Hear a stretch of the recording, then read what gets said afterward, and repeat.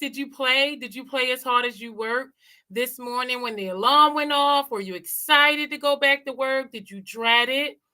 If you're excited to go back to work, if you're at work and you're still feeling excited, you're doing something right. If you dreaded going back to work, either you did not de-stress this weekend, play as hard as you work, or you're in the wrong profession.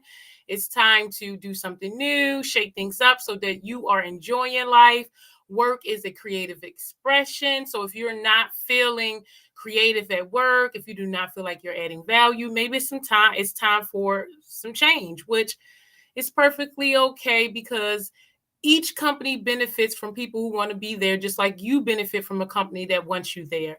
And so let's make the best decisions to improve the quality of our lives. So, what did you do to play this weekend? What kind of fun did you have? I had fun with the Nisi Poo. I enjoyed her this weekend. We had some fun. What about you? What did you do this weekend to de-stress, to renew, to play? Put it in the chat, share it with me. Yeah, how are you feeling today? I'm feeling excited as always. How are you feeling? And where do you live? I live in Raleigh. Where do you live? Where do you live? Share in the chat how you're feeling and where do you live. So I have about 1 minute away from noon, but I'll go ahead and get started.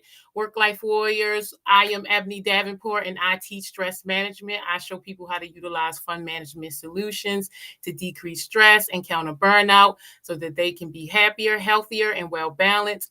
I use over 50 tips, tools, tricks, and techniques to manage stress. And today we are going to be talking about negative thinking. So let's start a little bit with stress education. What is stress? Everybody knows what it is, but it's hard to talk about, right? We all have different ideas and different definitions of stress, and there isn't one single unifying definition in the literature. In Eastern philosophy, stress is considered the absence of inner peace. In Western culture, is considered the loss of control. Stress is problematic because it's ambiguous. Stress definitions differ, stressors vary, affecting people's mind and body differently. So again, what is stress? Let's blend the Eastern philosophy and Western culture definition and say that stress is feeling out of control instead of inner peace. And there are 3 steps: perceiving a threat, which is called appraisal, coping with it, and adapting to it. In the stress community, we talk a lot about stress being a relationship between a person's perceptions, needs, and abilities and the condition of the environment. So, how we perceive control over our environment causes stress. There are 2 types of stress. Distress, that's the stress we're normally talk about when we say we're so stressed or it's in a stressful situation, experience, environment. We're talking about distress, but there's also eustress. And eustress is the positive or good stress. It is when you the type of stress you get when you go on when you're graduating, when you go on vacation, when you get a promotion. Although those things are really good for your life, they still come with some sort of stress attached to them. Pressure is normal. Stress is not, whether it is good stress or bad stress. It is not normal, and we should watch how much stress we take in our lives, especially if we have daily stressors. The severity, duration, and frequency of stressors, regardless of good or bad stress, overall it's not it's not good for your body. It is bad. So if you have stress frequently and it lasts long and it's very severe, it will not be good for your health and well-being in the future, and it's probably impacting you poorly now in the present moment. So stress management is the way to make sure that you are using stress in the most effective way possible, where it works for you instead of against you. So stress management is just honoring the pause. It's changing from stimulus, pause, react to stimulus, pause, response. So when something happens to you, it's a stimulus, and many of us are in autopilot, so we just react without thinking. But stress management is honoring the pause, where when a stimulus occurs, we have the opportunity to pause in the moment, think about what we want, think about what we need, think about what the consequences are, what you want to achieve, what you want to add, and then respond.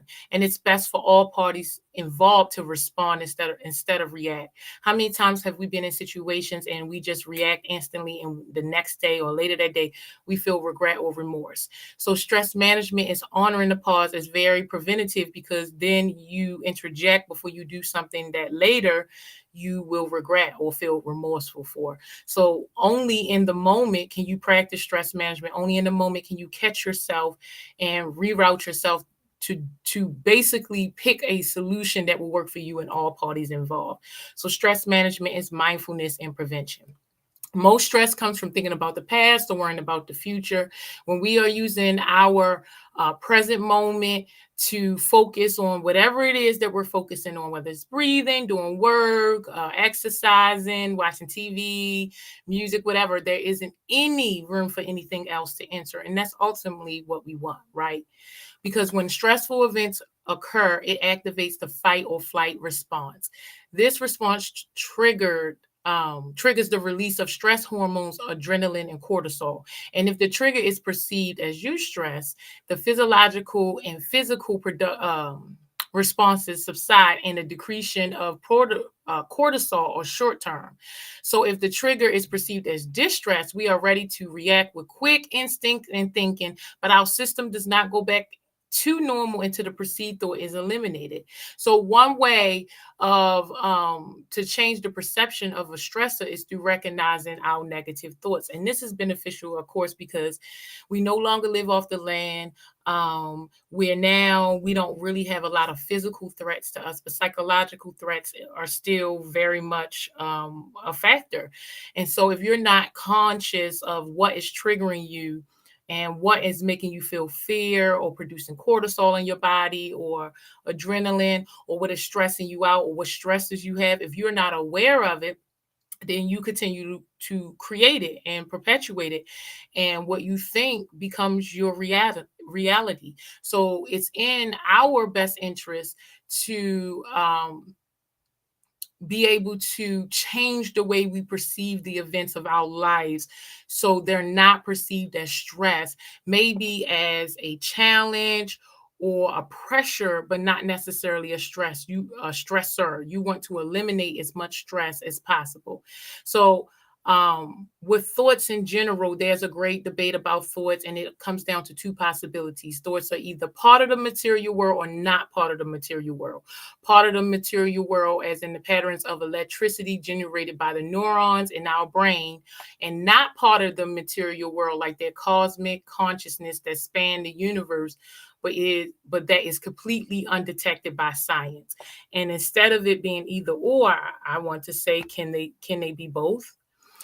Napoleon Hill says, truly, thoughts are things, and powerful things at that, when they are mixed with the defineness of purpose, persistence, and a burning desire for their translation into riches or other material objects.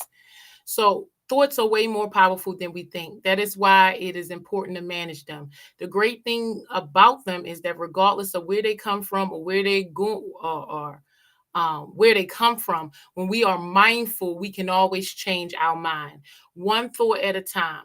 Negativity is neutral. The science of positivity shows why our mammal brain tends to go negative unless we use and build, well, first build and then use in simple adjustments. Negativity feels good to our own circuits, but with practice, we can build new positive circuits. Negative thought patterns do not mean something is wrong with you. Negativity is natural. The science of positivity shows us that with adjustments, we can make any changes to our brains, but it was mandatory for us to think this way when we lived off the land, of course. Like, think about it. If you're living off the land, you want to have a brain that's mostly negative, because you won't survive long being optimistic off the land. If you're walking and you see something out the corner of your eyes and you're not sure what it is, but you let your optimism tell you it's a butterfly and it's really a tiger or a lion or a snake or something, it could be the end of your life. And so Negativity is not necessarily bad for you. It's a learned response to the world. It's how we have learned um, to maneuver the world, how we learn to survive all of these years, especially living off the line, and especially now that we moved into social settings. Our habits are hard to notice because they're just physical pathways in the brain. These pathways channel electricity from our information input to our positive and negative brain chemicals. Our pathways were built from unique life experiences. The positive and the negative experiences of our past pave neural pathways that channel our electricity today. So, negativity is a real physical pathway in our brain, but we have the power to build a positive pathway instead. We may think that positivity is biased, but when we understand our inner mammal, we realize that our negative lens was biased and in need of correction because we no longer live off the land anymore. And we do not need to always think that a stimulus or a stressor is negative for us.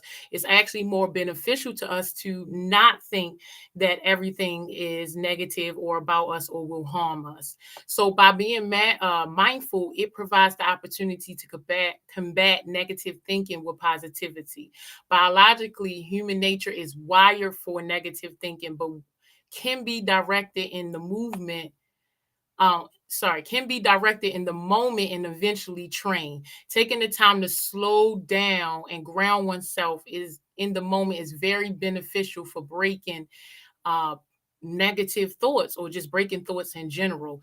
In the moment of stillness or chaos, take the time to evaluate what is happening based on the present moment, not on the past, not on the future. In stillness, we realize that we are not our thoughts or a body. So, focusing on positive thoughts and self affirming self talk is the first step into taking control over our life. But it all starts with the thoughts we tell ourselves. We can react from a place of condition, of respond from a place of power.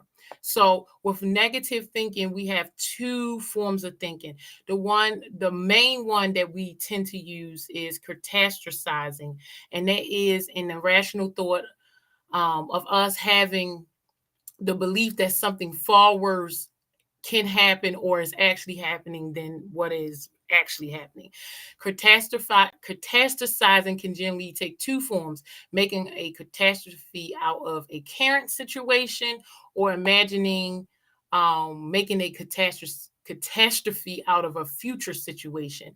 Both of these types of catastrophizing limited our opportunities in life, work, relationships, and more. It can affect our entire outlook in life and create a self-fulfilling prophecy of failure, disappointment, and underachievement. Falling prey to catastrophizing is like striking out in the mind before we even get to the plate. Both types may lead to self pity, to an irrational negative belief about the situation, and to a feeling of hopelessness about our future prospects.